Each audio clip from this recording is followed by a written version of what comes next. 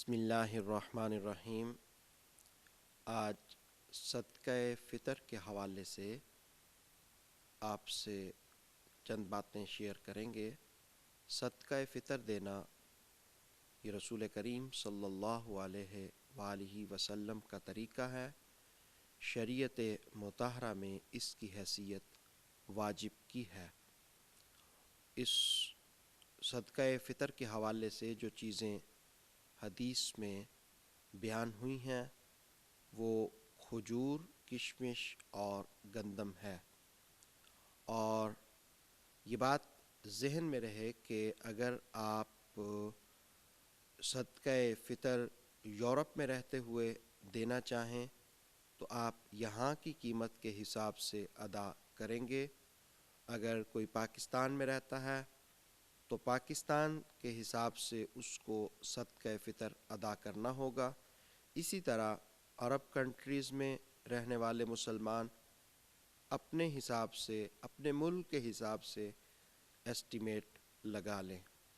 Europe میں جو گندم کے حساب سے صدقہ فطر بنتا ہے، گندم کے حساب سے وہ 5 یورو پے کر دیں پر پرسن کے حساب سے، اور اگر آپ کھجور کے حساب سے دینا چاہیں تو 10 یورو ادا کر دیں، اور اگر آپ کشمش کے حوالے سے دینا چاہیں تو کشمش کے حوالے سے آپ 15 یورو پر پرسن ادا کر دیں، اور کوشش یہ کی جائے کہ صدقہ فطر کو نماز عید الفطر سے پہلے ادا کیا جائے۔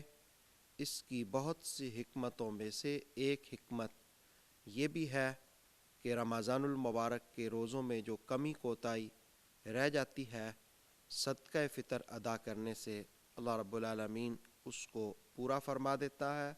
اور دوسری حکمت یہ کہ معاشرے کے اندر، سوسائٹی کے اندر بہت سارے لوگ وہ ہیں جو عید کی خوشیوں میں شریک ہونا افورڈ نہیں کرتے، تو اللہ رب العالمین نے یہ حکم دیا ہے، شریعت مطہرہ کا یہ حکم ہے کہ جو صاحب حیثیت لوگ ہیں، صاحب نصاب لوگ ہیں، اور صدقہ فطر کا نصاب وہی ہے جو زکوٰۃ کا نصاب ہے، تو جو صاحب نصاب لوگ ہیں وہ صدقہ فطر ادا کریں تاکہ غرباء، مساکین اور معاشرے اور سوسائٹی کے کمزور افراد بھی مسلمانوں کے ساتھ عید کے موقع پر ان خوشیوں میں شریک ہو سکیں۔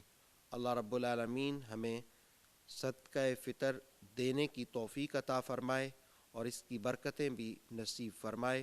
وآخر دعوانا ان الحمد للہ رب العالمین۔ الرحمن علم